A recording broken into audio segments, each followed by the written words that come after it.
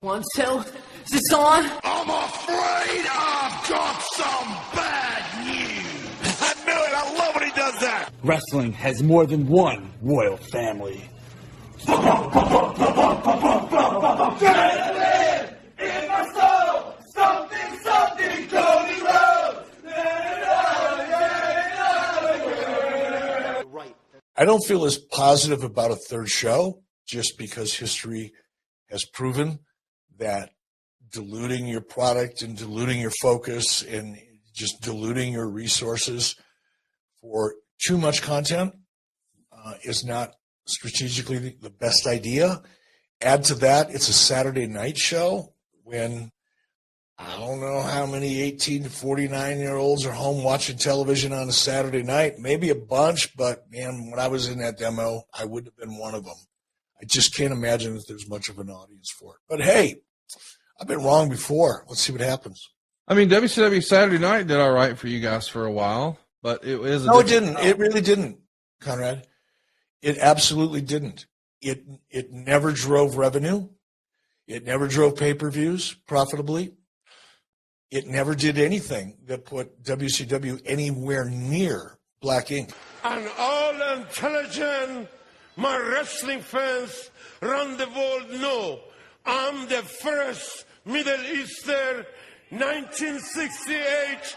I come to the America, 1969, University of Minnesota, and I was an assistant coach for Olympic coach Mr. Alan Rice, and I went to the Olympic Munich, Germany, 1972, and I was the first Iranian. I come to the University of the San Diego, 1971, and I 180 pound. I come AAU champion. That means amateur athletic union. Yeah.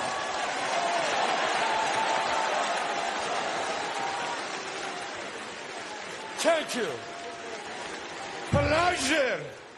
Pleasure for me to again, since 1971, Minnesota Wrestling Club, and my greatest wrestler, Brett Riggins, Dan Chandler, and also the greatest one from Waterloo, Iowa, Dan Gable.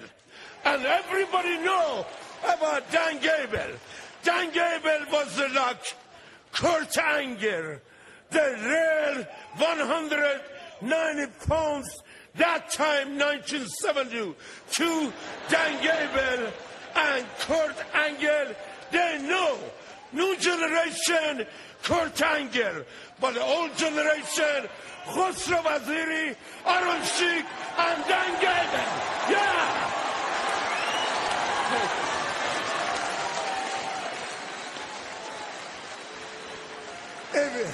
If you don't know about 190 pound Dan Gable from Ottawa, you can ask Mr. Kurt Angle. He tell you who is Dan Gable. Yeah, tell him. Yes.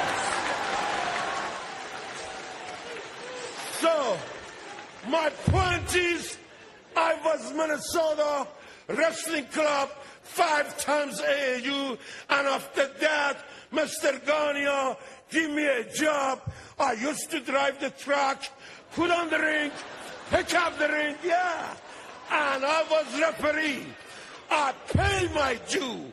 That's because I want to say I was 180 pounds, but I was so much fall in love with the wrestling from put on the ring, pick up the ring, 24 hours in the Midwest. I drive from Minneapolis to Milwaukee, Chicago. I made it to the Olympics. Yeah.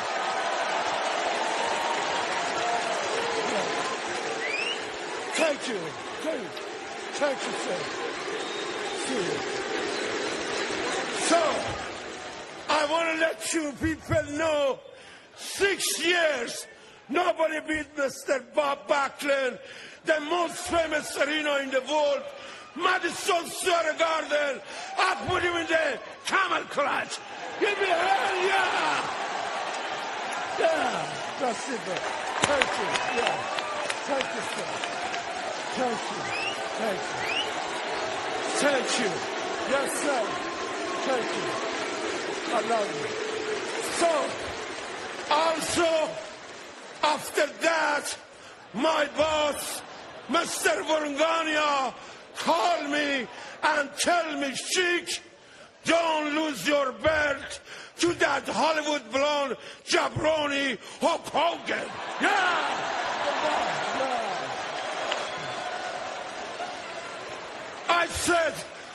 I said to my coach, Mr. Gania, I am the WWE champion, and Mr. McMahon Sr. make me to be the real WWE champion.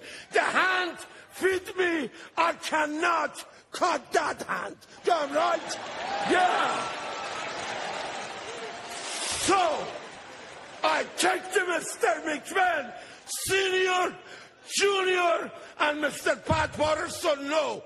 And I tell Mr. McMahon Sr., my boss, Mr. Gania, told me, break that Hollywood blonde Jabroni leg, take the belt to Minnesota. Yeah. But I tell Mr. Gania, I'm sorry. Maybe you think Hulk Hogan is a Jabroni Hollywood blonde, but my boss, Mr. McMahon, is not Jabroni. He is the real #1 promoter in the world.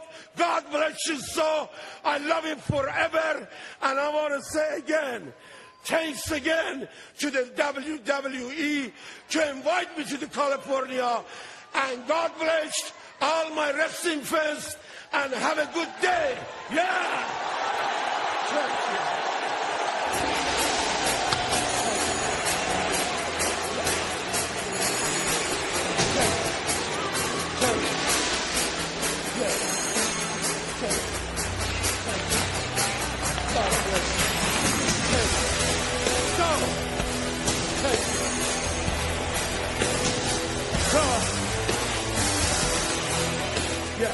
So I want to say again, pleasure for me. I'm a father, I'm a grandfather, I have a wife, Carol, plus 3 daughters, Marissa, Tanya, Nikki, and also I'm the figure. Aaron Sheik. Everybody know, and God bless all my wrestling fans, and everybody, welcome to see you, and you guys have a good day. Yeah!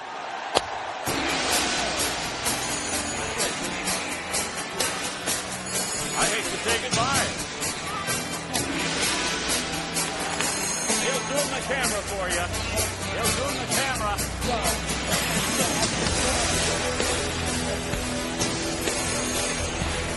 All right, thank you very much, Iron Sheik. A pleasure. And a special thanks to Mr. Sergeant Slaughter and all WWE employee. God bless you guys. Have a good time. Ya Allah, Ya Muhammad, Ya Ali. Peace. Yeah. Pete, we got a telephone call. How's it going, everybody? It's your boy Joshie. Welcome you to another brand new edition of the Hoots podcast. It's episode 364. On this week, we pay special tribute to the legendary Iron Sheik, Sheiky Baby, who unfortunately passed away as we were recording yesterday at the age of 81 years old. My thoughts and the entire crew's thoughts go out to the family of the Iron Sheik. And Sheiky Baby, you were #1. As you guys see the title of this week's episode, Hulk Hogan was and always will be a jabroni. So we got a lot of stuff to discuss this week as we're on the road to Forbidden Door and Money in the Bank continues. Kind of in that in-between stage before we start previewing and making predictions and all that fun stuff. But on this week's episode, we're going to do what we usually do with our Back Porch Q&A session. I'll go over some thoughts, my takeaways from this week in WWE.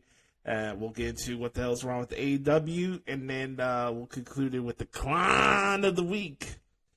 So I just want to say hello and thank each and every single one of you for coming on and hanging out with me today. It's your boy Joshie. You can follow me at Twitter at Josh Lopez Media, at Instagram, and I'm also on the Twitter machine at the Hoots Podcast, which is pretty simple. You can check us out there. Make sure to like our video and subscribe to our YouTube channel if you're watching this or listening to this on YouTube. The podcast also comes to you free of charge anywhere you get your podcast from. Google Play, wide, Spotify, wide, Stitcher, wide, anywhere, wide. Just type in the Hoots Podcast and you can get the audio version of today's show, which you are getting today. This probably not in the spirit to go on video today, but nonetheless, just wanted to let you guys know where you can check out the show, and we appreciate the support, and I'm very grateful to have this platform to come and interact with you guys, and I appreciate you guys rock with me during this difficult time in my career and life and all that fun stuff, and it's pretty cool to come on here and just shoot the shit with you guys. So that's what we're going to do today, and just continue to have fun. So let's start our pod as we usually do, as tradition here on the podcast at Hoots, and then that's the Back Porch Q&A session. If you want to participate in the Back Porch Q&A session, all you have to do is hit us up at Twitter at the Hoots Podcast or the Hoots Podcast at gmail.com. We start out this week per ritual. Ladies and gentlemen, make sure to throw up the X right now for the good brother Chris Zaletta at XTeenZaletta24X on Twitter. He starts things off here. He says, "What up, Oos? Here's some questions for the Q&A this week. Your Forbidden Door card." Okay, well, while we're working with two matches already announced with Kenny Olivier and Will Ospreay Part 2 and Bryan Danielson and Okada, I can scrap those two matches out of the way. How you doing? Keep it moving. I do not believe MJF will be fighting on this show. So I got Adam Cole versus Sonata. Adam Cole versus Sonata or Adam Cole versus Naito. Pick out of the two. I don't really have a preference either way. I have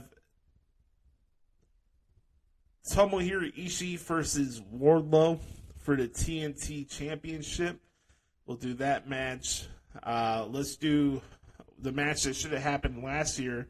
Hiromu Takahashi against Darby Allin. I believe we'll see. Let's see when I could come off the top of my head here since we're doing this. Well, let's do a Wrestle Kingdom rematch here. Let's do FTR and Bishamon Part 2. I think people would be excited for that. That would be a fun one to type out. We could do, well, since Will Nightingale is the New Japan Strong Women's Champion, I don't know if the girl that beat Mercedes Moné for the other IWGP Women's Championship will be coming to this event, so I'm not really sure if they'll be on the card or not, so I'm just going to scrap the women's match for now. Let's see what else off the top of my head. All right, let's give the marks what they want. Let's do Pockets versus Toriano, just for the fuck of it. I'm not a fan of either guy, so let's give the people what they want. I mentioned Ishii and Wardlow. I think that'd be pretty cool. No, CM Punk will not be wrestling on this card. I believe there could be a chance that we see. I'm very curious to see what they're going to do with Jay White, since he has had no association with New Japan since he lost that Loser Leaves Town match. So it's kind of odd for him to show up in AEW, and now this Forbidden Door show is around the corner. So what do you do? Jay White and Juice Robinson against Hiroshi Tanahashi and Fred Rosser. Do you do that as a tag team match as we're coming out the heels of that crazy no DQ match that happened at Resurgence in the Bay Area a few weeks ago? I'm trying to pick out who would be a good match for Shingo Takagi, and the only one that's coming to my mind right now is Jon Moxley or Hangman Page. But at the same time, I'm kind of like, I've had my fill of Jon Moxley. I'm seeing a little bit too much of him. it would be nice for him to take an extended break for TV and just in general, so I don't have to see him for a while. But if you want to do something like that, I think that'd be cool. Let's see what else we could bring up here for a potential match. I'm sure Chris Jericho will find a way to attach himself to this thing. I guess you could do a rematch of him and Naito if Adam Cole doesn't fight him. So that's the thing. I mean, I'm looking at this card right now, and you could do a lot of cool matches. But honestly, regardless of whatever happens on the rest of this card, it's really more of a 2-match card, to be honest with you. And as much as I want to be excited by these concepts of having New Japan versus AEW, I think you guys know by now that I'm pro New Japan. So, and I know being there at the first Forbidden Door at the United Center, I just sitting there and just taking in that experience, I thought it was more of a AEW prop-up show featuring New Japan, and I feel nothing's going to change with this one. So I want to be excited for it, but really these Forbidden Door shows is just a prop-up show for AEW. That's really what it is, and I think that's unfortunate. Favorite match from this past Monday Night Raw? Great question. I'm going to go with Gunther and Kevin Owens, and that's not taken away from the main event of Seth Rollins and Damian Priest, because I thought that was a tremendous match for the World Heavyweight title. But at the same time, I think Gunther and Kevin put on one of the best TV matches of the year so far, so I had to go with Gunther and Kevin Owens. Is MJF and Adam Cole being rushed? I don't know if I would say being rushed. If you want to go ahead and say, hey, let's do this feud, all right, let's get into this feud. What my issue is, and I'll talk about it a little later on in the segment, is this weird eliminator thing. And it goes back to what I mentioned all the time here on the podcast about double standards. Oh, hey, we get MJF and Adam Cole on free TV next week in a AEW eliminator match, whatever the fuck that means. And basically, you have if Adam Cole beats MJF, he gets a shot at the title. Now, if you saw the same match stipulation in WWE, people would say, oh, this is stupid. Why would you have to beat the champion on television in order to get a title shot? Shouldn't the guy be the champion if he beats the champion in an eliminator match? It's just convoluted, and I would really appreciate it. And I know I'm asking too much for Wrestling Tour because, God forbid, you can't say anything negative about AEW. More times than not, if you guys really listen to the show and hear what I have to say, I want it to be good, and I'm not going to shy away from constructive criticism. I mean, I could do the whole bit and gamut and just shit about WWE the entire show, but there's like 150 different wrestling podcasts out there for you to partake in those discourses. What I'm saying is going to be no different from what you hear from everybody else. And also at the same time, I don't necessarily agree with all those, but that's another conversation for another time. Anyways, let's go to the next question. Thoughts on Okada and Danielson and Omega and Ospreay 2? Well, if you wanted 2 marquee matches for this prop-up show for AEW, I think those are the best ones to go with. Again, just a little bummed out that I won't get to cover the event as I should, but both matches should be pretty cool, and I think the fans in Toronto are in for a treat, so I think that's really cool. Thoughts on Braun Breaker calling out Seth Rollins to close out NXT? That one caught me by surprise. I did not see that coming. Nice little cliffhanger to close out the show. And I mentioned before, Braun Breaker's been doing some really good work as a heel recently. And for him to call out Seth Rollins the way he did, I thought it's interesting because, Braun earlier in the show was starting to feud off with Ilya Dragunov, and then he's trying to call his shot. And, we're going to emphasize the fact that Seth Rollins is a working champion, a workhorse champion. And you know what? If Seth wants to pop up in NXT and do a one-off with Braun Breaker, why the hell not? Who are we to complain about it, right? So I think I think it's cool if that match does become official. I think it probably will. But yeah, I thought that was pretty cool. I was not expecting that on Tuesday night. Who wins the 8-4-1 match at Impact's Against All Odds? Well, Chris, I'm sorry to tell you, everybody who watches Impact, I've just been out of the loop with Impact since I don't cover it anymore. And I don't even know what in the blue hell an 8-4-1 match even means. I haven't watched the TV recently. I haven't watched the pay-per-views. I know Against All Odds is coming up this weekend, but honestly, I'm just indifferent. Just due to the fact that I'm not working right now and I don't have my job, I just don't have any further incentive to watch Impact. And yeah, that's that. So I can't really add on to it. I don't even know what the hell that means. Is it a 8 scramble that goes to a 4-way to go to a 1-on-1 match? I don't know. I'll look at the card and let you guys know what's coming up, just to preview the event for you guys. But honestly, I'm so out of the loop with Impact, it's not even funny. Let me take a swig of water really quick. All right. Next question. Thoughts on the G1 field? Well, they announced the field for the G1 at Dominion this past weekend. Let me go over who's in the field here.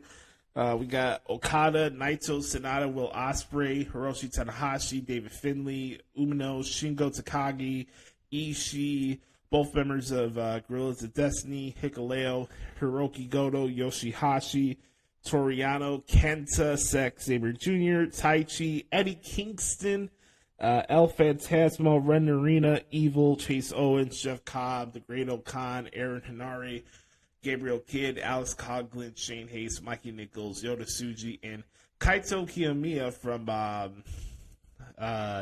Pro Wrestling Noah, I believe, right? That's the promotion he's from. So, I mean, you got some big hitters here that you get the usual suspects. Kaito Kiyomiya being addition into it, and it would make sense for him and Okada to be in the same block. And I heard that they're going to be making announcements on who's in each block coming up this weekend for their next big event. So more information will come on that, and I'll talk about a little bit more about the G1 once it comes closer. But outside of that, it's cool that Eddie Kingston is going to be part of it. No Lance Archer this year, so I guess Eddie Kingston will be the representative for AEW in this G1. This could be a good year for El Phantasmo. His second year in the G1 as a singles guy. Curious to see how it goes for Zack Sabre Jr.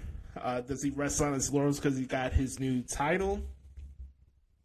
Could this be the year Tama Tonga wins it?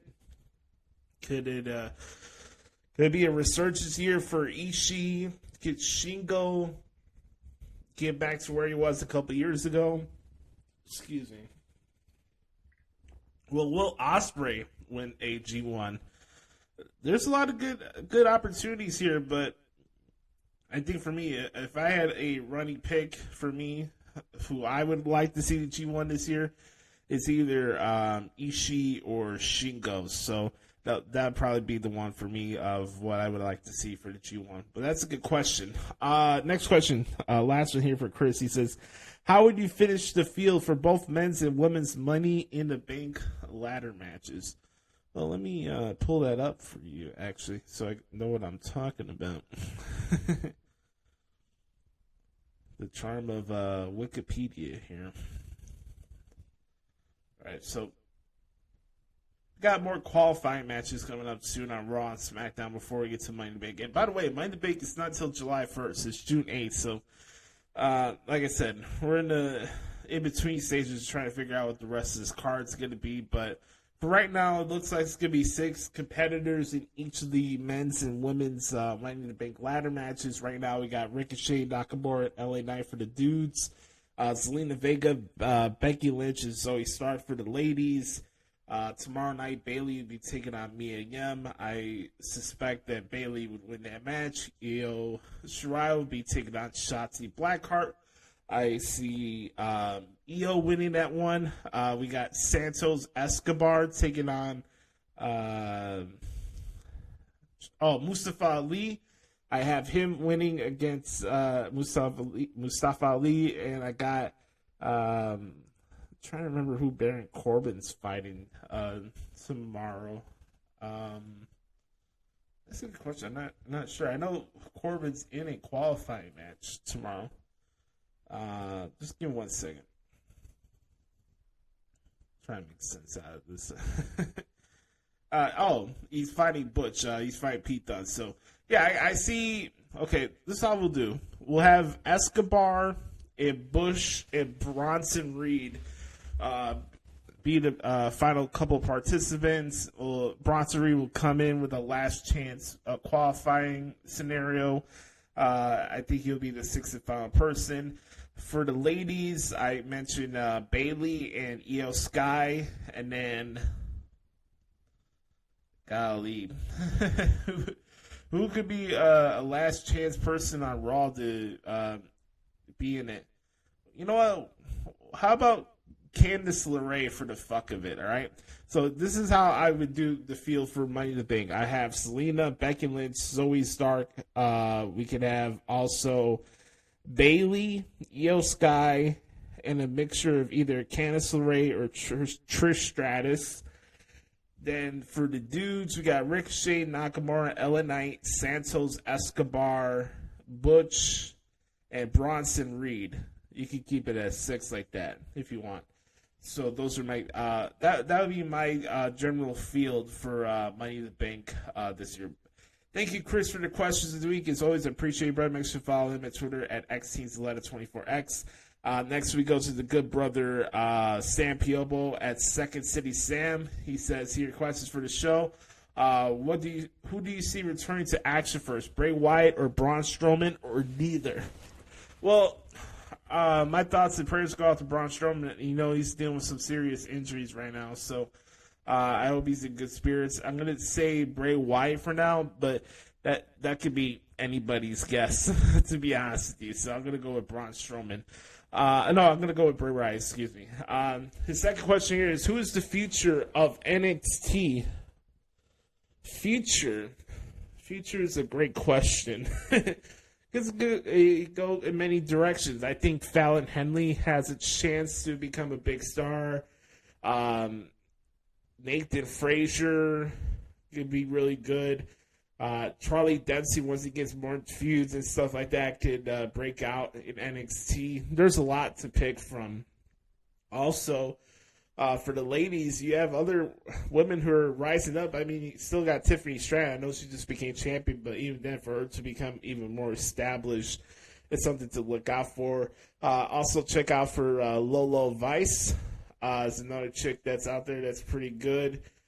Sol Ruka could be another breakout performer. So I think right now the Performance Center is not getting enough props. I think the current NXT product that we're getting on TV each week's been pretty good, and they've always delivered on these premium live events. So I'm really excited for the future for NXT. And yeah, it's not big name indie Mark Darlings, but how long is that going to be a viable business venture?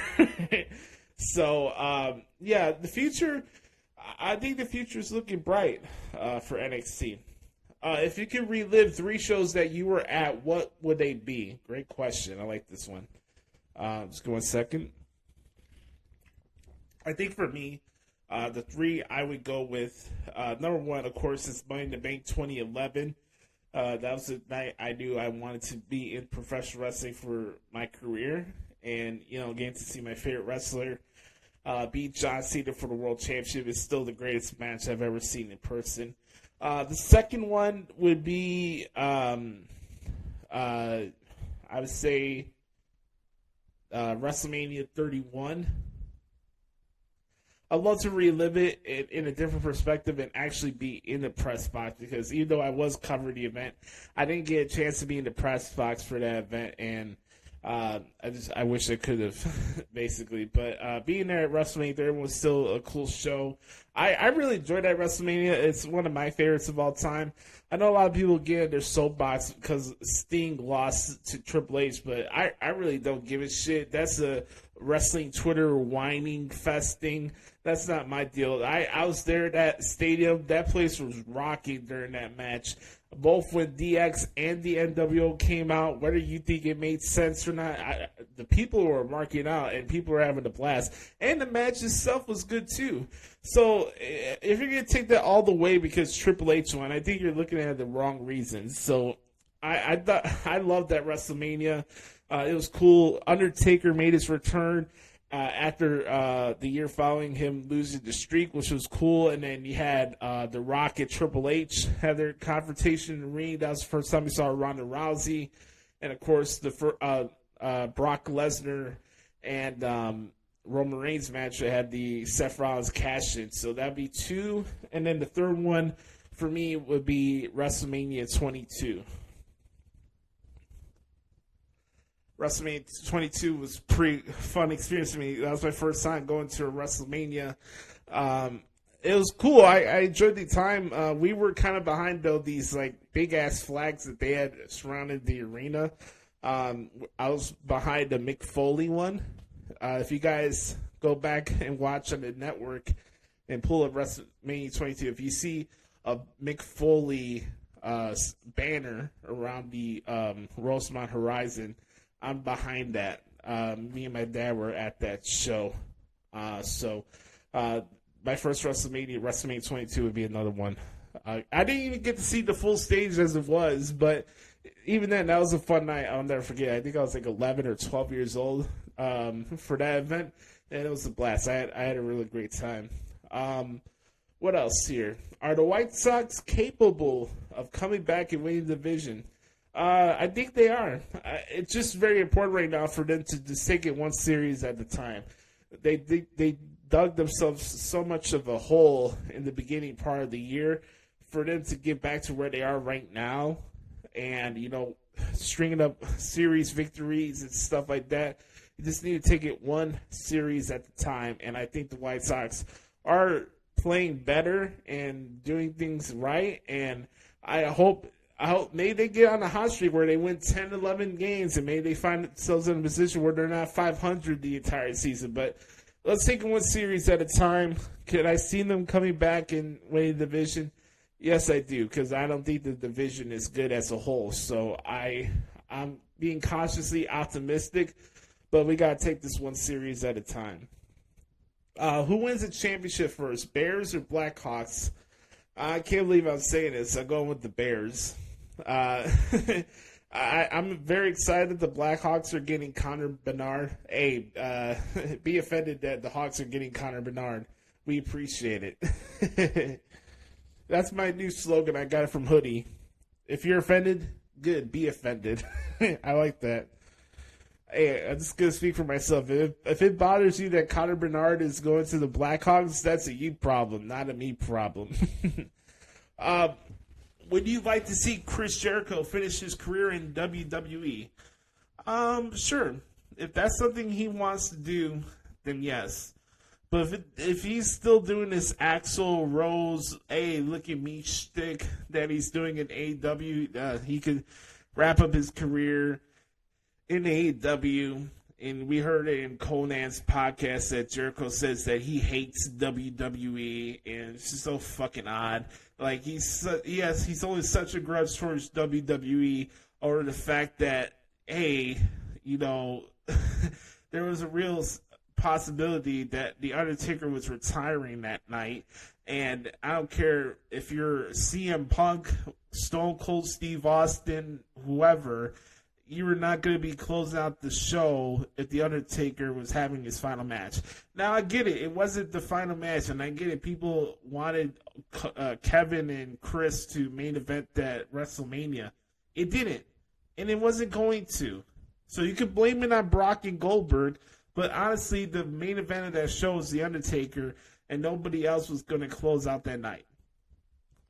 So if he hates WWE so much over that decision and him going second on the card, that's for him to deal with. I have no sympathy for him when it comes to that. Who do you think Edge should have his last match against? This is a very good question. In a way where this guy came in where you didn't know what his direction is, kind of ominous in his own way, and how he carries himself. And these two had interaction with each other in NXT. I think for me, you do Edge and Karrion Kross. I think Kross would be the perfect person as a nice moniker to say, like, hey, I'm the guy that took out the rated R superstar. That's just me. Maybe some people may be for it or not. I think from a character standpoint, they could do some good work in storytelling, and I don't think Kross gets enough props for what he does inside of the ring. So I think Kross being the one to lay out Edge, that would be my call. Ooh, interesting question here. What do you miss the most about your childhood? What I miss about my childhood? Nothing.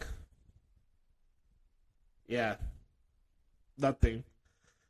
I mean, I could talk about maybe, playing sports in my local park, Smith Park, but outside of that, there's just a wave of bad energy that I try my best not to think about, and just, when you're in a constant toxic environment where you don't know whose fuse is going to be set off, even if you say hello or ask a question, and just, I have good memories, but a lot of my childhood, I really try my best just to flush it and just not think about it. It was what it was. So, what do I miss about my childhood? Nothing. When was the last time you laughed until you cried? Well, here's the thing. Are you asking me where if it's a scenario where I'm laughing and then I start crying, where I'm sad, or was it because I'm laughing so hard I'm crying as it's happening? I mean, it happens a lot for me when I start crying, laughing. I mean, I watch shows like WoW. Now I watch some comedy movies or whatever. But I think for me, I forgot the name of the movie, but it was one with Bernie Mac and Chris Rock where Bernie Mac is walking around a train station and he's pimp slapping people right in the mouth. I saw that a few weeks ago and I was just crying laughing. But I can't recall the last time I was like laughing and then out of like then it transitioned to crying where I was sad. I can't recall a last time that something like that happened for me. But more times than not, if I find myself watching stuff on YouTube or find things on the show that make me laugh, I start crying laughing. It happens a lot. And, I could probably say for another example was that segment with Imperium, Kevin Owens and Sami Zayn and Alpha Academy a couple weeks ago. I thought that was hilarious. I thought that was tremendous. So those are the ones off the top of my head. But that's a good question. What is your weakness in life? Self-doubt. I mentioned this before. Self-doubt has always been and always will be my crippling effect. And, I appreciate advice, I appreciate sentiments, and I appreciate people's concern. It's hard to express that sometimes because, there's really nothing anybody could tell me that I haven't already told myself. And it's like, people hit you over the head with things that you gotta do and this and that and blah, blah, blah, blah. It becomes just blatant noise and air to me because what you're saying, I've probably said it to myself 10 times, whatever. I've always said nobody's a bigger enemy of myself. No one's a bigger enemy than me, right? There's nothing anybody could say to harm me more than the stuff that I say to myself. So, self-doubt has always been my weakness and always will be my weakness. But thank you, Sam, for the questions this week. I appreciate you, brother. Our last batch of questions here comes from the good brother Mike at Main Event Swerve. Make sure to follow him at Twitter at Main Event Swerve. He has 20 questions here. Let's do them. What's up, Oos? No matter whether Jay falls in line tomorrow, or joins his brother, you and I will always be on the same side. Our cities tend to rival each other, but we don't, and I dig that. Here are some questions for the back porch this week.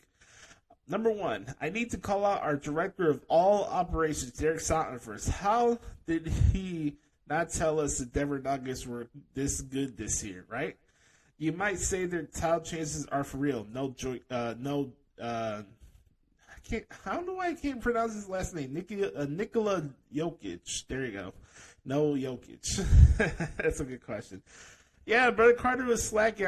Here's the deal with Brother Carter. He doesn't publicize this, but he likes to dabble in some bets here and there, and he likes fantasy football and stuff like that. Don't let the charm and wit fool you. Brother Carter wants his cake and eat it too. He wants to get his money and stuff. And I don't blame him. Do what you gotta do, my man. But he's definitely into the betting world, and I'm pretty sure he probably hit it to himself that Denver was a powerhouse, if you will. That's a funny question.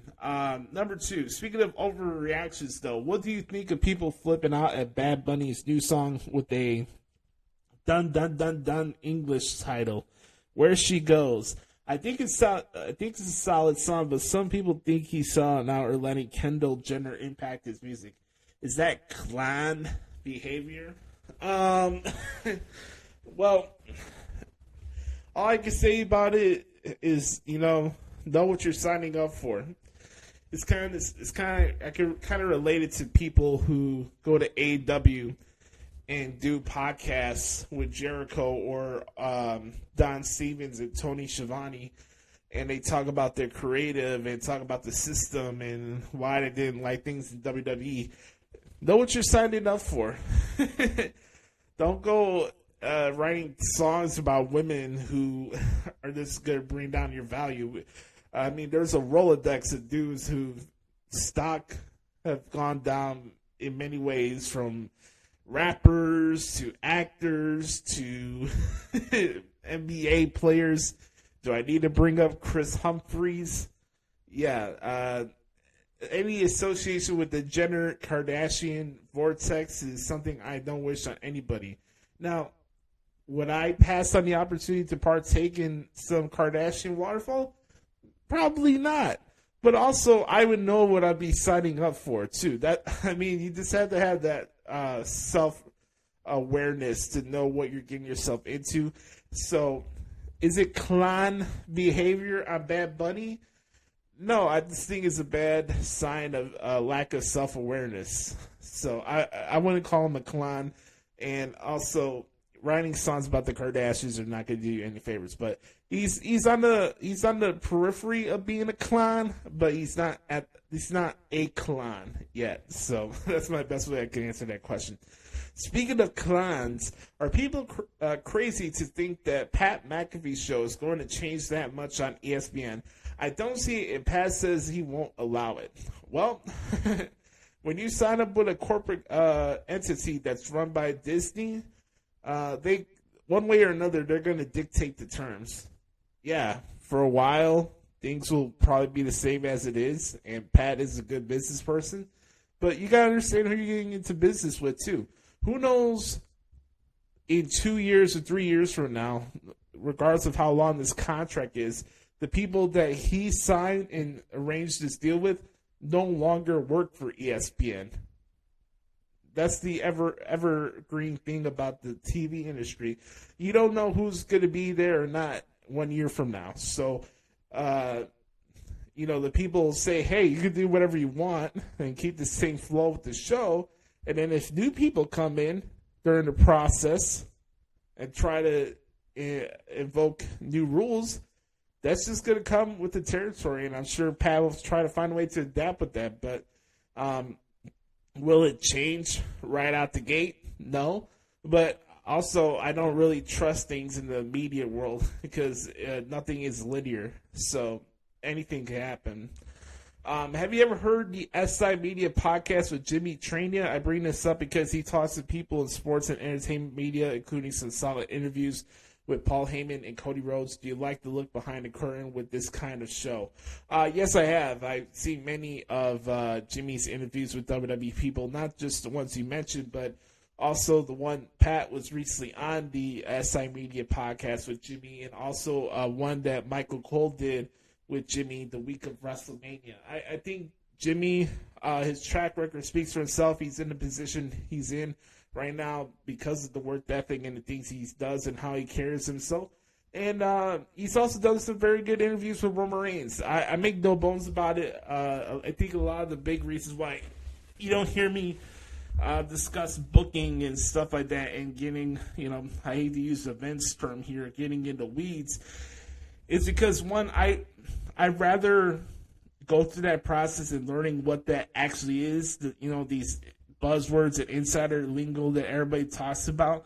I'd rather witness for myself and learn from it as it's happening while I'm working in the industry than trying to come out here and act like I'm the smartest person in the room and insulting not only your intelligence, but the intelligence of the people who are actually doing this for a living. I can't tell you what's the right way or wrong way to go about booking. Really, at the end of the day, none of these matches count. So I can't tell you what is and what isn't right or wrong. We're talking about a subjective form of entertainment. Plus, it goes back to what I said. Like, I can appreciate some aspects of being behind the curtain, but at the same time, I'd rather learn from the people who actually do it than me coming and acting like I'm a know-it-all mark. So that's the best way I can explain it. And also with Jimmy, he does ask those smart mark questions here and there, but also he keeps it fair and, he just he carries himself like a professional. And that's the biggest thing. That's the biggest thing I respect about Jimmy is that he is a professional. He's not anybody that says that Meltzer or Alvarez are on the same level as Trania or Adam Schefter or Ian Rappaport. They need to be drug tested.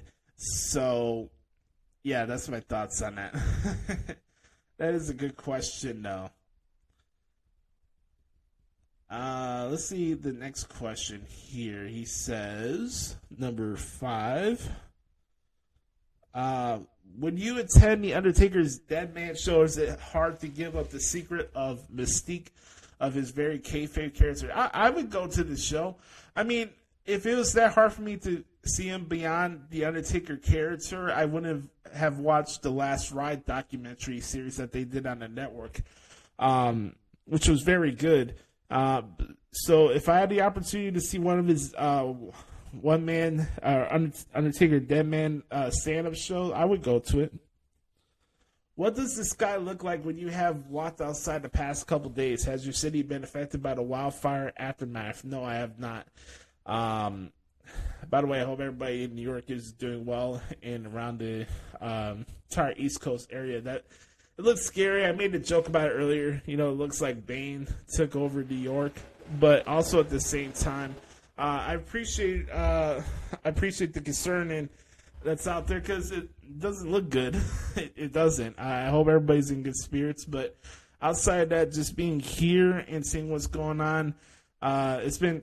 Luckily, knock on wood, it's been crystal clear, but besides that, I haven't really looked too much into that situation. But our city's going fine so far. But again, I just want to say, hope everybody's doing well in New York. Which would be worse to deal with? Chicago looking like New York, or another city after the Canadian fires, or get up, loop 24/7 for an entire day, everywhere like the How I Met Your Mother Monday Night Football episode with Super Bowl spoilers. I'm not really a person that really gets out too much or goes out of my house that much, so it wouldn't affect me that much. But I wouldn't wish anybody upon having 24/7 hours of a looped edition of Get Up content. I don't know who the hell would want to watch one episode of Get Up, let alone content that lasts 24 hours. So I'll take the second option there. No, I'll take the first option, actually. Number 8, do you think that Trinity will get a title reign longer than 3 months in Impact Wrestling? No. That's the best answer to that is no. Possibly unrelated, who would you say that WWE with, on, or underutilized most that is now in another promotion? This is not a question that is sponsored by a boss or CEO in particular. If I had to pick one, for me, it's most likely Malachi Black. Now, that's not saying that the place he's at right now is doing any better with him, but I think he could have done a lot of good businesses with Aleister Black in WWE, and it just didn't work out for whatever reason. So if I had to pick one, it would probably be Malachi Black for me. Let's see who else here. The Cavanagh twins are getting a lot of buzz in NXT already after Tuesday's show. Do you see them making a bigger splash in Chase U or turning against it, as some predict? Well, I don't know who the hell the Cavanagh twins are. I keep seeing their names like pop up here and there on Twitter and stuff like that. Like, I don't know anything about them, so I need to do some more research. When I saw your question, I was like, who? I don't mean to be disrespectful to the chicks there, but I hope it works out for them. I need to do more research, obviously, but I don't know anything about those twins. I do not. Carmelo Hayes is known for his unique offense, but what is your favorite move in his arsenal? Well, he does this spinning bulldog face planting. He calls it Dirty Diana, but also it's kind of similar to a move that Taiji Ishimori does in New Japan, which is called the La Mystica. And it's like a spinning bulldog face plant type of thing. That's probably my favorite move that he does. How surprised were you that Tia Hale pulled off the Battle Royal win Tuesday? Did you forget she was in the match too? I was surprised that she won. Also, I thought she was eliminated. That was the thing. I did not forget she was in the match. I thought she was eliminated for the where she landed on the outside, because she did take a bump to the outside during the match.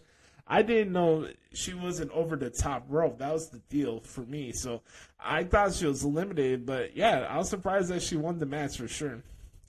Do you think NCAA football will have another long hiatus after the news leaked that players are only getting about $500, close to NIL amounts for signing over rights to being in the game? No, I'm not surprised. NCAA is a corrupt system, and that's another show for another time. What are your thoughts on the NFL instituting a fair catch minimum yard placement rule for punt returns next year? I think it's stupid. Why can't we just go back to the special team rules that happened before? I just think it's stupid. I have no really thoughts further than that. Also, why are your thoughts on C.J. Stroud showing veteran-like progress for Texas in his first month of practice? Big deal or big duck? Until we get to preseason football or stuff like that, none of this time is really predicating on what's going to be what. People are saying that Bryce Young is balling out in Carolina. Will he ball out during the regular season? We'll see. Wait till the games start, then I'll give my evaluations. That's just my process. What has been more surprising development for Ronda Rousey lately? Winning the tag titles with Shayna or appearing on that Stars on Mars reality show? Winning the tag titles with Shayna, because I thought at a point that this idea of them becoming tag team champions just wasn't going to happen for whatever reason. So winning the tag titles for me was one, because I thought either she was going to step away from wrestling or they were just going to start feuding with each other. But she's always done outside projects, so I'm not really surprised she's doing this new reality show on Fox. So really, it's just the tag titles, because I thought there was a point in time where Ronda was going to be leaving wrestling or just feuding with Shayna, and there wasn't going to be a scenario where they were going to be the tag team champions. But they are, and I think that's pretty cool. What are your thoughts on Jaquan Brisker being rated a top-tier safety by Pro Football Focus? The tape does lie. The kid got a bright future for him. I think we got a really good draft pick there. Big fan of Jaquan Brisker. Who's an unsung hero or underrated Chicago White Sox player from your childhood? I say Lance Johnson. Well, Does the name Aaron Rowan ring a bell? Does the name Bobby Jinx ring a bell? How about this one? Carlos Lee. How about that one? Carlos Lee. John Garland. How about that? A pitcher, John Garland. And then another one, no one brings up a lot. Jose Valentin, the second baseman. Jose Valentin. A lot of those early 2000s, mid 2000s guys. That was me growing up as a Sox fan. So I remember all of those guys off the top of my head. Maglio Ordonez. That's another one. Popular player here. Let's see.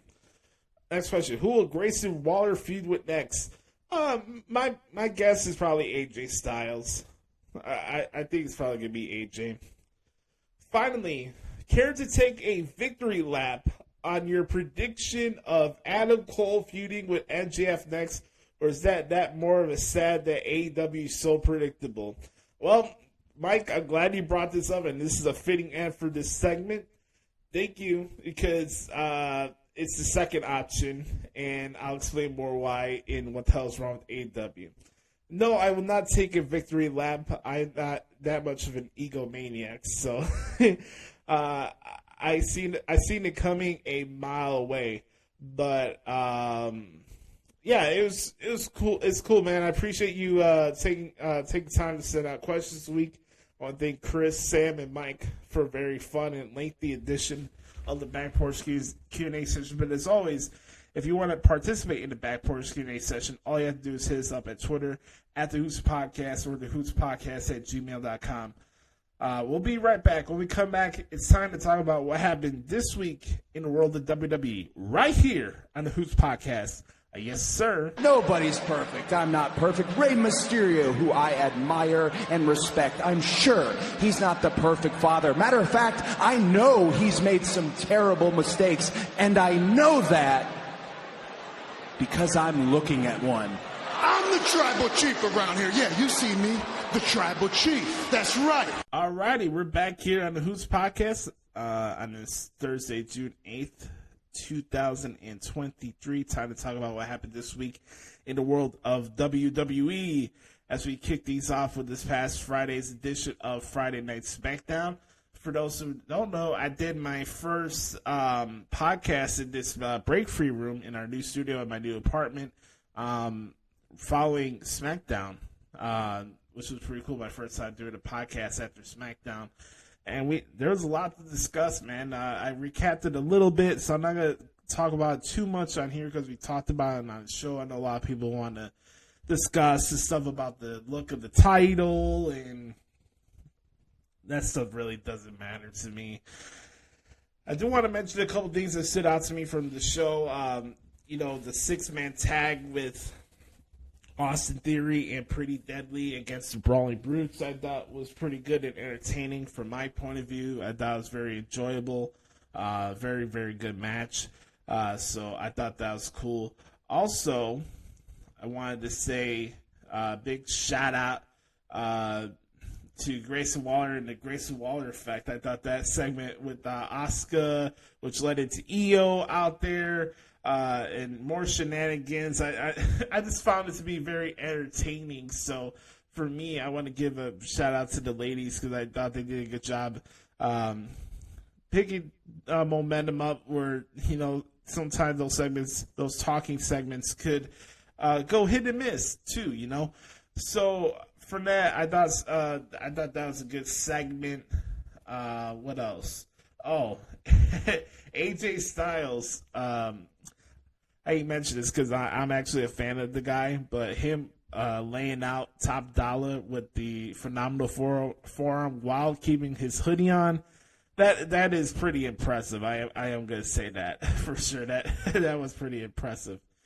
But of course, the segment everybody's talking about is, of course, the never-ending saga of the Bloodline. And when it comes to the Bloodline, either you just can't admit to yourself you're a hater, or B, you are not allowing yourself to appreciate long-term storytelling as much as you go out of your way on social media to opine on how much you need long-term storytelling in wrestling. It's one thing to say you want something, and then there's another thing about doing it and letting things play as it goes. You know, so many people have wanted to go and to say, hey, it's time for Roman to lose the title. It's time for Roman to do this. It's time for Roman to do that. And I sit here and be like, why are we not appreciating greatness? And always the talking point is like, you know, they still could do all this stuff with the bloodline without Roman having a championship. If you looked at everything that's gone on with the bloodline before Jay joined the group, the center base around it has always been about Roman being the champion. He's not the tribal chief without the championship. He said it 1,000 times.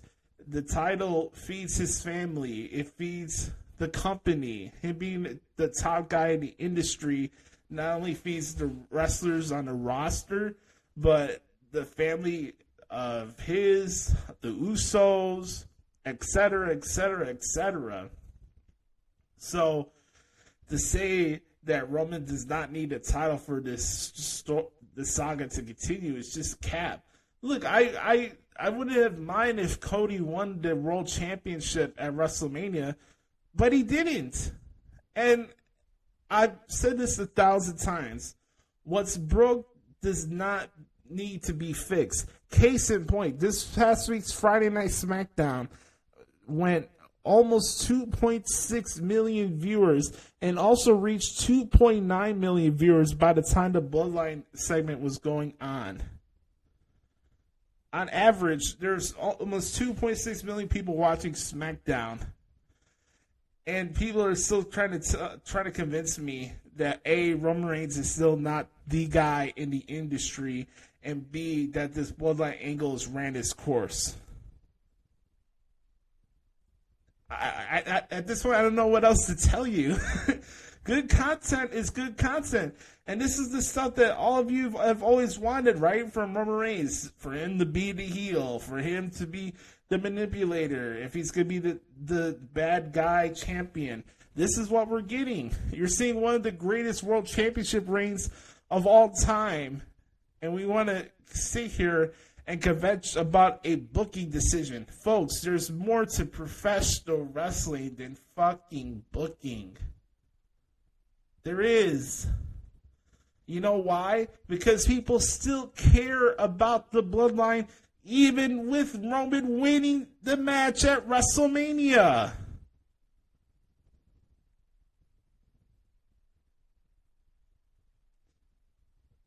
Another case in point. You don't want to make Cody Sauterrein look second fiddle, right? But guess what? This Bloodline angle is so good, he still would be playing second fiddle to the Bloodline if he was the Undisputed Universal Champion right now. Nobody wants to tell you that because, we got to be the opposite guy. Oh, WWE made the wrong decision. I got to stick to my guns so I can keep my followers and retweets and stuff like that on social media. Look, the proof is in the pudding. You just don't want to acknowledge the guy. He says it for a reason. He's pointing it directly to each and every single one of you who continue to move the goalposts when it comes to Roman Reigns in his career, his legacy, etc., etc. No matter what he does, it's not going to be good enough. There's certain people that just hate the guy because they heard CM Punk say on a podcast that the producers want him to make Roman look strong. This nearly decade-old narrative from a podcast still bothers you that much that you can't even acknowledge the guy, even for the time he's made improvement. Even during the time period, if you didn't even like him during his run as a babyface, you can't even appreciate what he's doing now. There always has to be an asterisk next to it. Oh, he's bearing the roster. Oh, nobody's good enough to defeat him for the championship. Oh, this. Oh, that. You can't admit you're wrong. Why are you saying? Why do you think he's telling you to acknowledge him? In another way, he's probably trying to tell you that he hopes that you're pissed off that he's still champion. because it's still working. What's broke does not need to be fixed. So when it comes to this angle with the bloodline, and now Solo turned his back on his brother, and Heyman on Raw this Monday said that Jay's going to make his choice, that leaves things up to interpretation. Where are these ready to go? I just mentioned Money in the Bank is on July 1st. Folks, we got not the 9th, 16th. Guys, we have 4 more SmackDowns before Money in the Bank. We got almost a full month of shows to sit through, and we don't know what's going to happen. Who knows? Who says that Jay actually makes his decision by the time tomorrow night SmackDown goes off the air? Who knows? Let's say during the show there's an in-ring with Heyman, Solo, and Jimmy. I don't believe Roman Reigns is going to be on SmackDown tomorrow. But let's throw out the scenario here, right? Let's say that Jey Uso leaves the ring because he's just so frustrated and mentally just fatigued from this entire drama fest that he doesn't make the decision, leaves people hanging, don't know what's going to happen.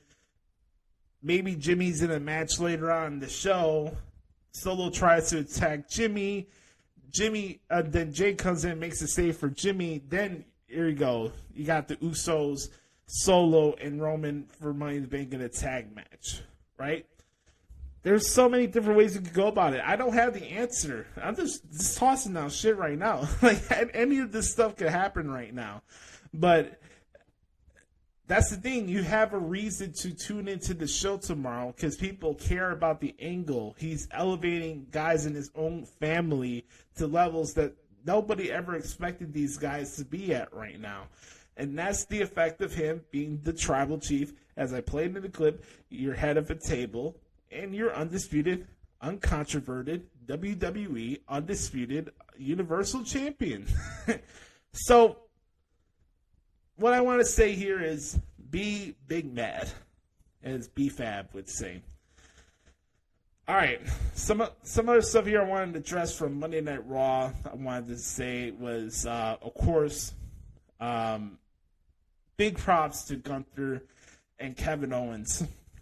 That match was fantastic. I really believe that match is going to be remembered as one of the best TV matches of 2023 for WWE.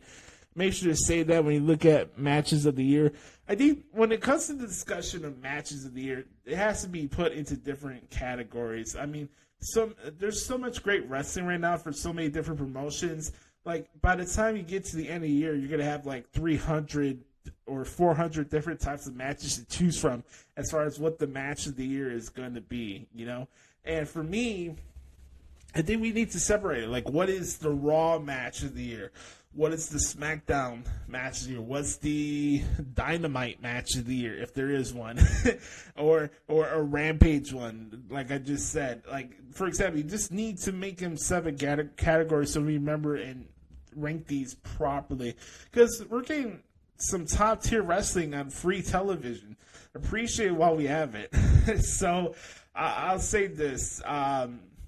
Big props to the entire Hartford crowd and just that show in general. I thought Raw this past Monday was a very, very good episode. You had your thread of the show where Seth is calling out Priest's punk card and saying, like, hey, you can't do anything on your own, and which came to the effect towards the end of that match where it's like Finn Balor's ego got in the way. Priest told Balor to stay in the back, and Finn just couldn't get his Finn just got selfish. So how that's gonna affect things, you know? And then you got I mentioned Gunther and KO. You had Becky and Sonya Deville. I thought it was a very good match. The tag match, Ronda Rousey and Shayna Baszler against Katana Chance and Kaden Carter. Very, very good match. Originally, I thought it was going to be a squash match. I was kind of concerned for both these ladies, and I'm a fan of both of them. But they got their time. It was a very competitive match. They didn't win, but that's the performance you could look back from months from now when maybe they get to be the ones to take those titles off of Ronda and Shayna. Who knows? That's the thing.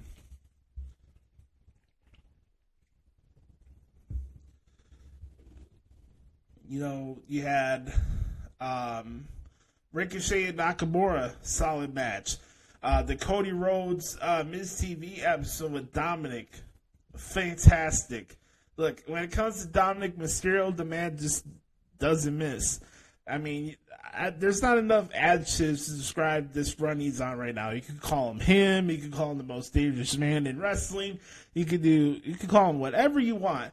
But when it comes to Dominic Mysterio, I don't think there's anybody right now, whether it's WWE or AEW right now, that maximizes their TV time and gets more genuine reactions out of the crowd than Dominic Mysterio.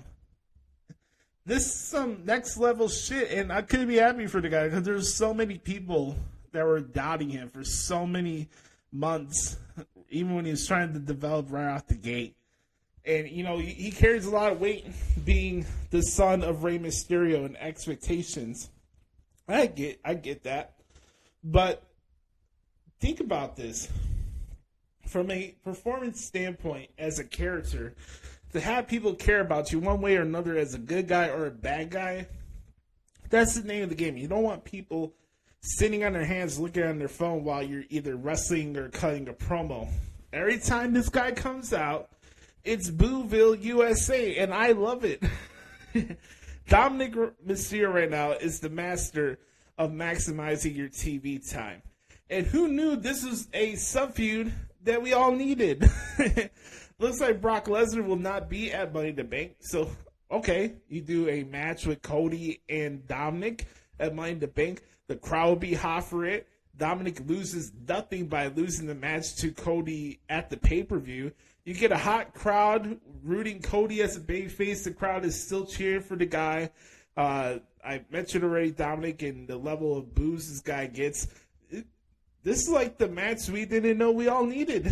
It just looked like a lot of the decisions fall in line in what they needed to progress the angles and stuff like that on Raw this past Monday.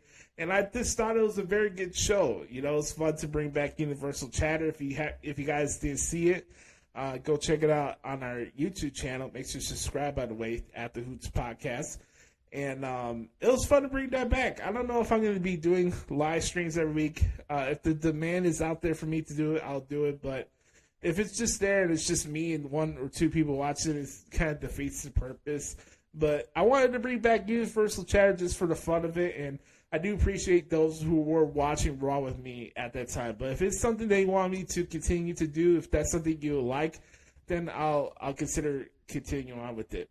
But you know, then we got to the Seth Rollins Damian Priest match, very physical, which I thought was really the theme of the show from the matches itself too. There's just a lot of physicality on that show. And Seth Rollins retained against Damian Priest. He's still your World Heavyweight Champion. So I thought Raw, even going with what happened with SmackDown and the numbers that they got out of that episode, I think Raw was the better episode this week from WWE, whether it was Raw or SmackDown. So props to the Red Brand, despite having the commentary team that they have. It was a good night at the office in Hartford, Connecticut. But that doesn't mean there's more stuff in the world of professional wrestling to discuss. Before we get to our main event, I made a promise in the Back Porch Q&A session to let you guys know a little bit about what's going on this weekend outside of the WWE bubble. I just wanted to add this on to this segment because I don't know how much time I was going to spend on it. And I haven't been really keeping in touch with the Impact product. But there is a pay-per-view coming up this weekend for Impact Wrestling. It's called Against All Odds. It'll be taking place tomorrow night. It's from Columbus, Ohio, at the Ohio Expo Center and State Fairgrounds. I believe this will be on Fight TV. And here's the card for this event. We have an Ohio street fight with the Design and OVE We got Joe Henry against Dirty Dango for the Impact Digital Media Championship. We got Trey Miguel against Chris Sabin for the X Division Championship. That's going to be awesome. Trinity and Deonna Purrazzo will be taking on a team of Giselle Shaw and Savannah Evans. Eddie Edwards will take on Frankie Kazarian. Another good match. We got Ace Austin and Chris Bay putting their Impact World Tag Team titles against the Good Hands. By the way, ABC is a done tag team name. I'm sorry. I dig Ace Austin and Chris Bay. I enjoy their work. I think they're very entertaining. But the ABC name for a tag team is JoJo Dutch. My girl Killer Kelly and Masa Slamovich in a dog collar match. That's going to be brutal.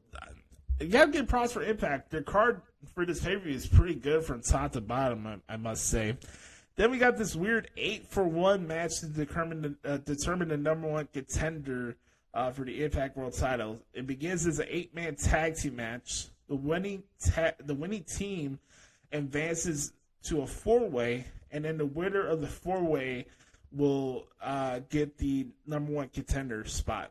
So it's Bully Ray, Jonathan Gresham, Heath, and the National Treasure, Nick Aldis, against Mike Bailey, Moose, PCO, and Rich Swann.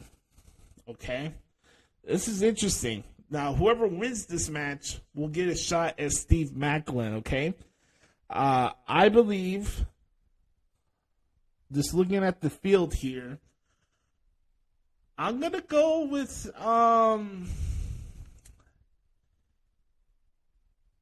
man, it's a hard one to pick.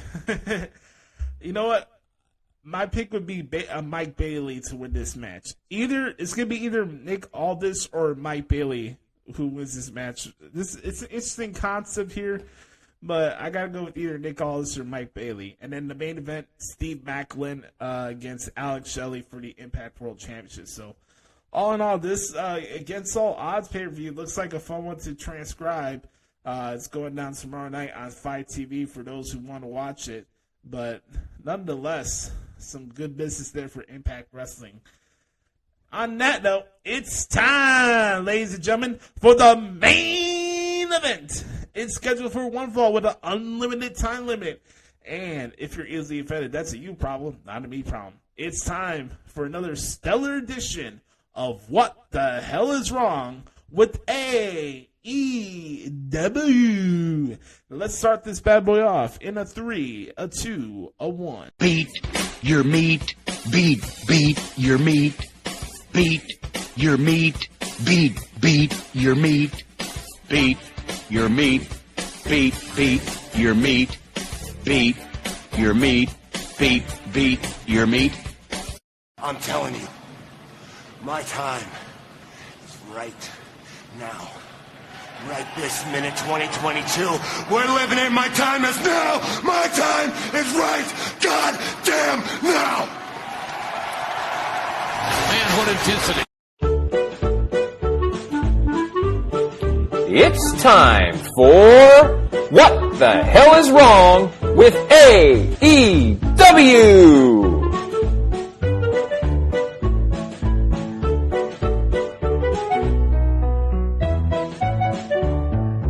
What the hell is wrong with AEW? Well, our Voyage of Mud show takes us to Colorado Springs, Colorado, the home of Bobby Lashley. The show last night on AEW Dynamite kicked off with Orange Cassidy. Last night's edition of AEW Dynamite started off with Orange Cassidy in another 20-minute match with Swerve Strickland for the AEW Who Gives a Fuck About Me Championship. Look, guys, I don't know if I'm the only one that's paying attention to this, but don't you notice that they're really hammering home that Pac is on his big winning streak?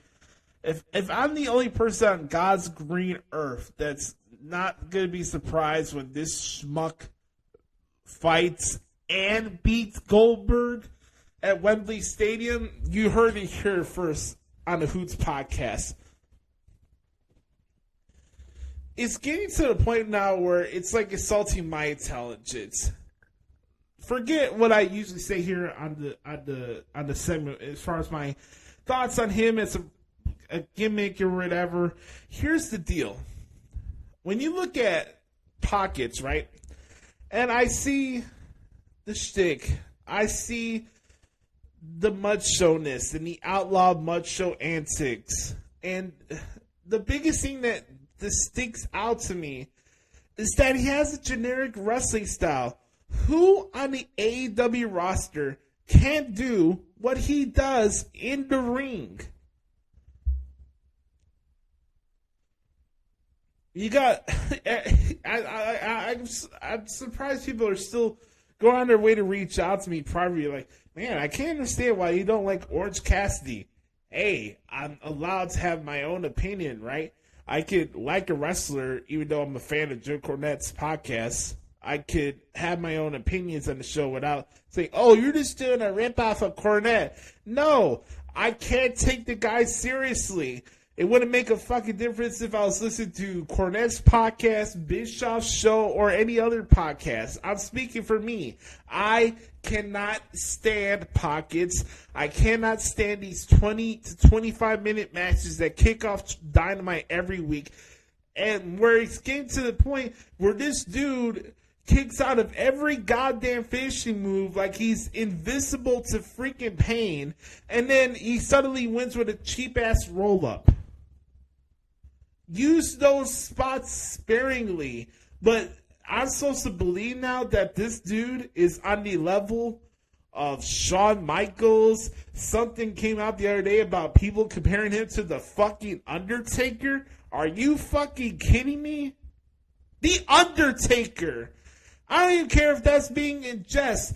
To say that Orange Cassidy is on the same playing field as the Undertaker is blasphemy.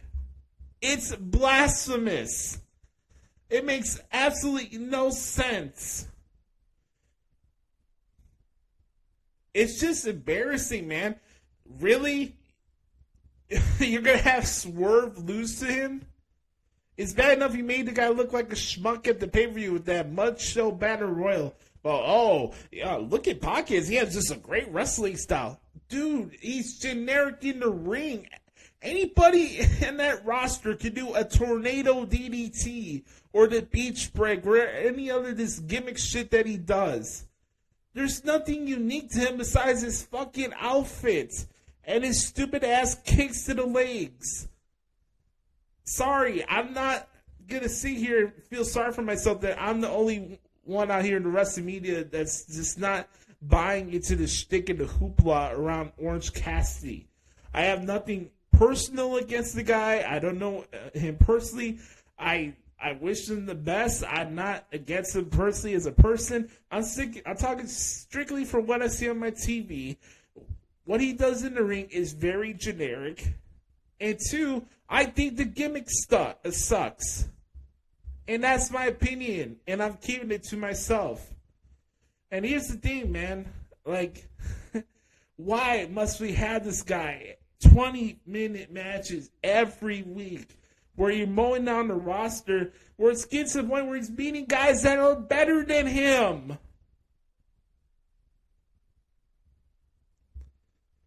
So, yeah, I'll be the party pooper. I'm the one that's not for Orange Cassidy. Sue me. All right, let's talk about the rest of this show. Outlaw Mud Show Fest. What else was on the card here? Well, after the match, of course, we had a Pier 6 brawl. The Mogul Embassies are to beat up Orange Cassidy out the Let's Go On Arena. It's Sting! And Darby Allin come out. Well, only in AEW where you could main event a pay-per-view, then going back to being Sting's bitch. Man, poor Darby. I feel bad for you, brother. Out comes Bryan Danielson, Karen Danielson. He plugs his upcoming match with Okada. And he says that he's going to prove to him and everybody that he is a once-in-a-lifetime wrestler and that nobody's better than him. Out next, shocker, a trios match. We had the Blackpool Cuckold Club, Plumber Moxley, Claudio Castagnoli, and Wheeler Useless taking on the Chaos contingent of Fuck Taylor, Trent Beretta, and Rocky Romero. Some decent spots in this match, but we got Don Stevens as the official. Did not care about the match. Overstood his welcome. One way or another, the Blackpool Cuckold Club won. Every week, Tony Khan's trying to convince me that I'm supposed to take Wheeler Useless seriously as a tough guy. That's a funny business plan. After that, we found out it's going to be the Blackpool Cuckold Club next week on Dynamite, taking on Hangman Page and the Young Bucks. What could go wrong will go wrong. From there, we get to the first part of the show that I actually liked, which was MJF's segment with Adam Cole. I do have to say, I have to point this out. I put this out on Twitter, so I might as well mention it here. I love Max. I'm a fan of MJF. It's not a dig towards him. It's just a general observation. If you take a step back and look in the past 3 years or 4 years of AEW, as much as they like to talk about WWE and their creative qualms or whatever, you take a look in the mirror. Why is it that the majority of the storylines in AEW are rooted around shit that's, I'm using air quotes here, rooted in reports from dirt sheet guys? That's my question. Okay? Someone needs to explain that to me. Because it doesn't make sense. It's like calling the pot calling the kettle black. Like, every other storyline is about, oh, I heard this rumor on this site. Oh, I heard this on Twitter. Oh, you were in WWE. Oh, this was the Keith Lee rumor. Oh, you're going to be Keith Lee's manager. And I'm like, does anybody outside of the people that watch their product every single week, does anybody else care about this stuff that's going on behind the scenes, or what's rumored or what's reported on these dirt sheet sites? It's bad enough that your product already comes off at like a dirt sheet vanity project, but here's the deal. Like, I'm watching the show, and it's like all these feuds, like, where's the creativity?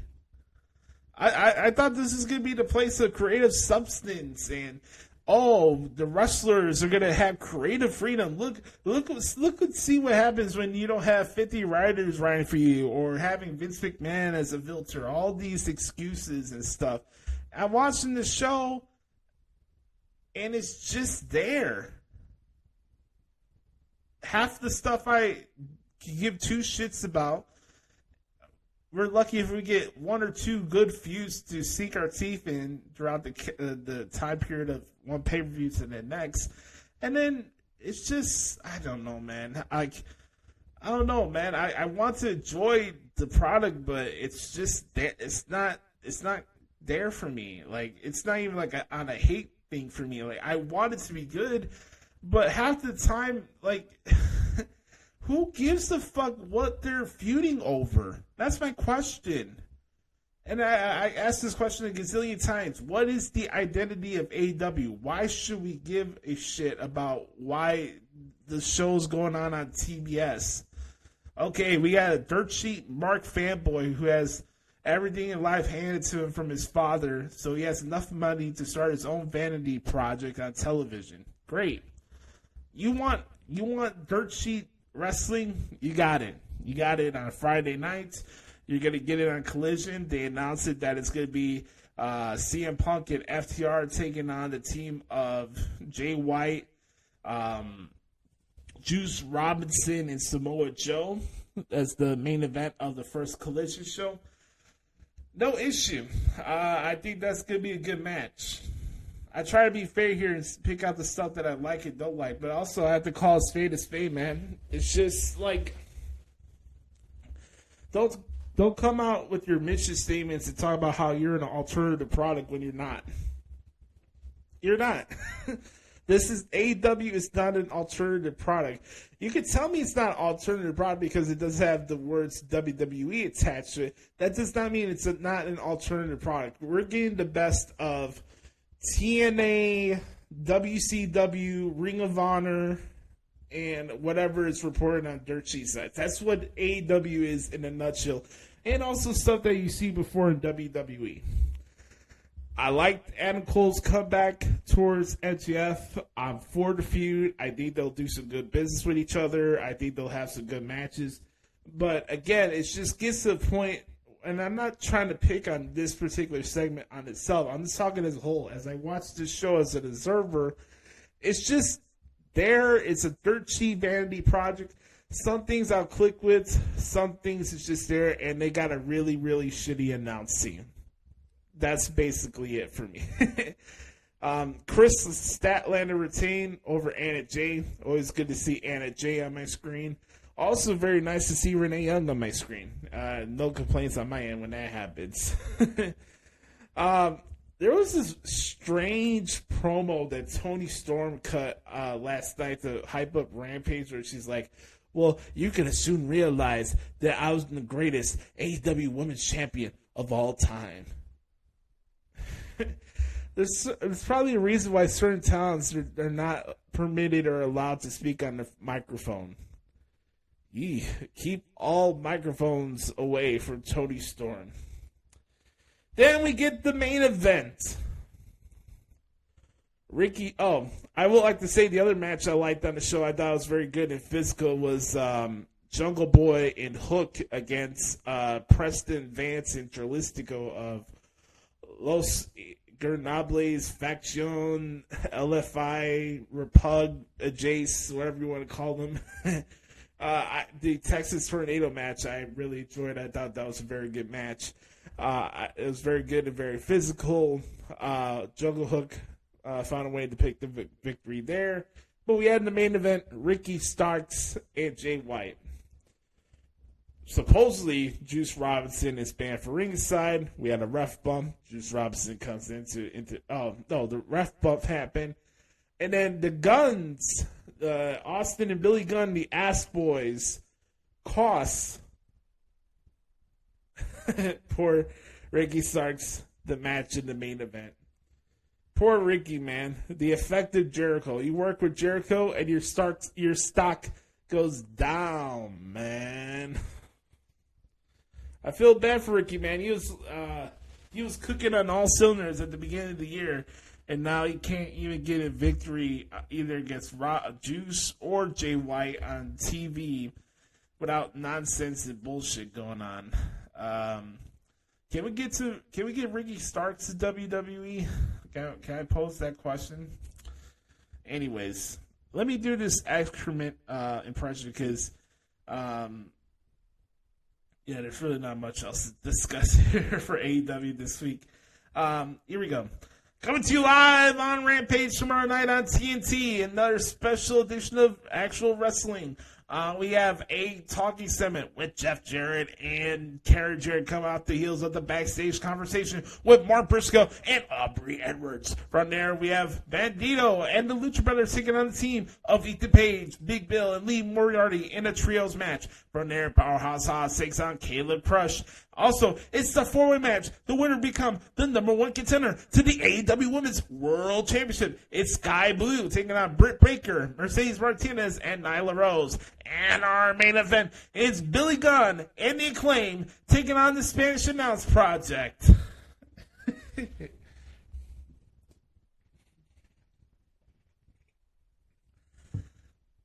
me repeat that.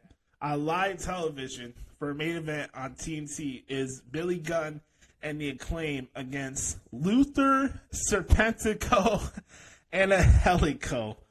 Holy shit, man. This Rampage tomorrow night is mid, which kind of defines a lot of things in AEW. But hey, everybody, CM Punk is back. He's here to save the day. It's CM Punk. On that note, That is What the Hell's Wrong with AEW. I'm sick of this shit. Fuck this shit, I'm out. Fuck this shit, I'm out. No thanks. Don't mind me. I'ma just grab my stuff and leave. Excuse me, please. Fuck this shit, I'm out. Nope. Fuck this shit, I'm out. Alright then. I don't know what the fuck just happened, but I don't really care. I'ma get the fuck up out of here. Fuck this shit, I'm out. This has been What the Hell is Wrong with AEW.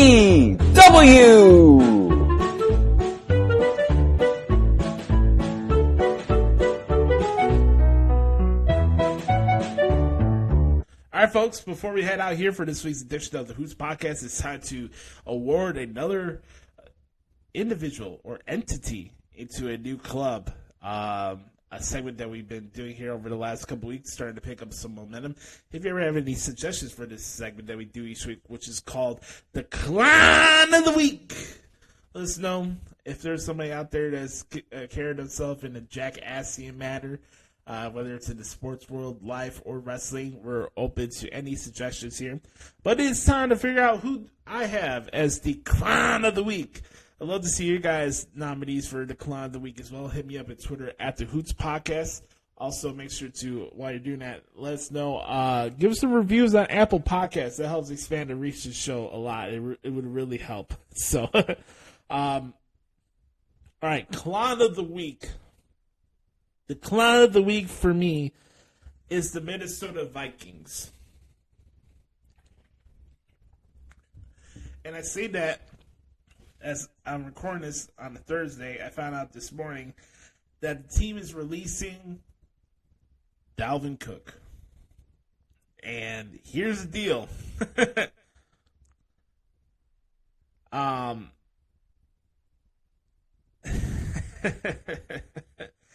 It's just funny, man. Like, why can't you just be honest with your fans? Why wouldn't you just say, like, hey, we're in the middle of a rebuild?